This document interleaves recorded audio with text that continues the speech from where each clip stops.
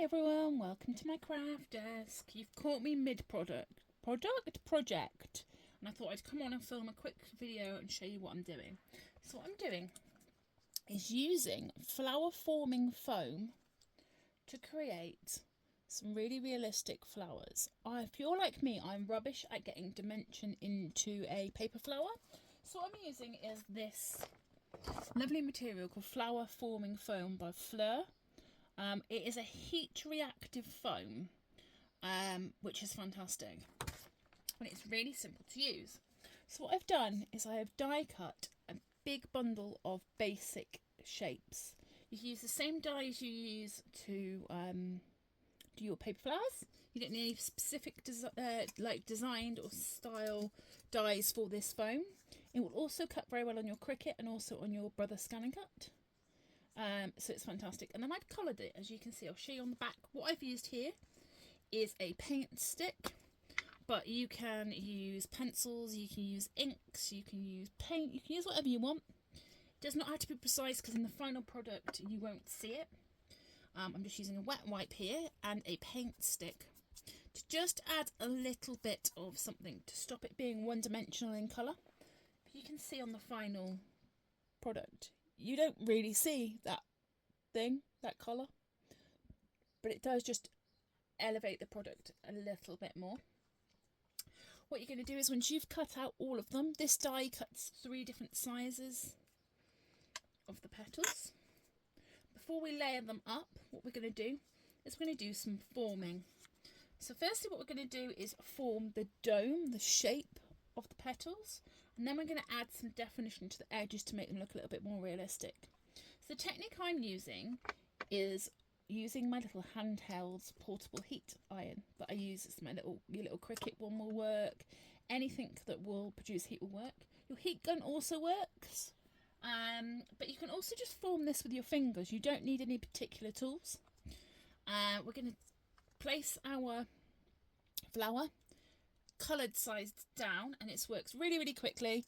It starts to rise up and you can see it starting to change shape. When that has happened, I'm going to take it straight off, place it on, I'm just using a cloth, just something you can push down on, a bit of foam or whatever you want to do, and I'm taking a ball end and I'm just rubbing it in circles in the middle. As you can see, this is making the petals curl up on themselves, and that is what we want. The properties of this material is, once it's in shape, it will stay there until you heat it and mould it again. As you can see from here, the petals are really smooth, and what we want to do is try and get a more realistic ruffled edge to our petals.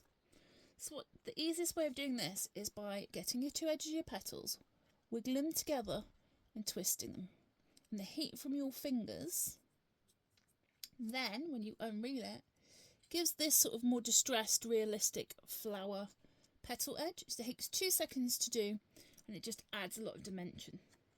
With the yellow flowers I've just made, I've not needed to do this because the style of the die cut blank already has these ruffles sort of in the design, where this one is a lot smoother in edge and it doesn't. So what you do when you have done this to as many petals or as few petals as you want, it's up to you, it's your flower, no flowers are the same. Lay them up from the biggest petal to the smallest petal in the middle. So we're going to go like that, and we're going to go like that. It's going to be quite a full one. We're then going to get a pokey tool and poke it straight through the centre. And then what we're going to do is prepare our stamen. These are just floral stamen. You can get them all over the place. I'm taking 3 because I want 6 little bits in the middle. I'm going to fold them in half. And what I'm going to do is make myself a little fake needle to be able to make it easier to shove these through the flower.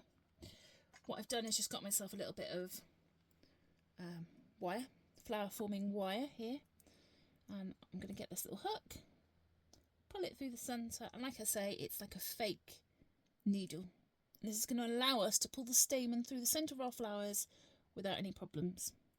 Then what I'm going to do, I'm going to flip it upside down, And I'm going to feed our petals on one by one. You can do more than one at the same time, but to begin with I just go one by one just to make sure that you're getting them through the holes. When you get a feel of it, you can just pick up the whole flower and put it straight on, but I am just going to do it one by one. There we go. And then this is the bit that people freak out at. The stamen is stuck out. You want to make sure your needle bit is stuck together, and you want to be quite forceful.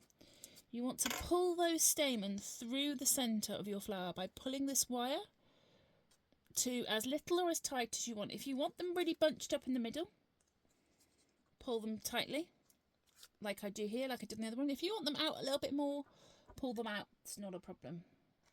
Once you're happy with that, you want to manipulate the position of your leaves. At this point you can still, so these are a little bit round at the thing, I'm still going to add a little bit of a twist to these top leaves. Remember, flower forming foam will continually change shape as long as you warm it up. You can change it, and then it's set in that position until you warm it up again, and your fingers are just enough to do that. There we go. And I'm happy with that, so I'm going to flip it over. I am going to take my little needle out, and all I'm going to do is apply a little bit of hot glue gun just right to the base of where those stamens join. There we go, and it's as simple as that. What these are going to do is become a cover for a journal. There we go. Okay. If you're not happy with the way that the flowers sit, you think they sit too flat, this is another trick which is really good to do, is to get your hand and squinch it in the warm palm of your hand. And what this will do is force all of those petals together really, really tightly, just by the warmth of your hand. And then once they're really, really tight together, which is like this, and you think, oh, I've ruined it, you can then slowly manipulate them out to the positioning that you want.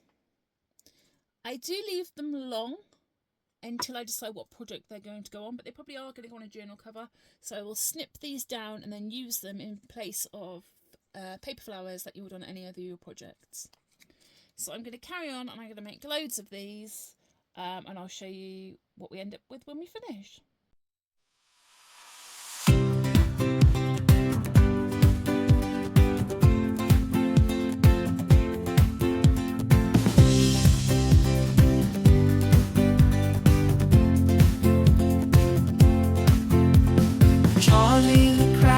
With colors so bright, creating with passion, her heart's pure delight.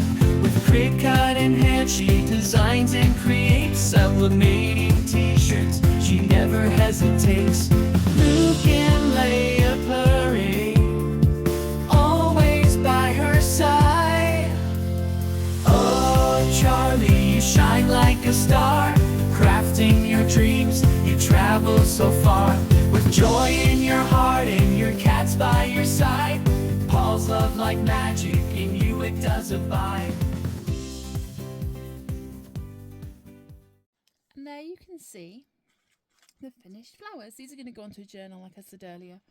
I think they're really cute. I think they're really easy to make. I struggle with paper flowers.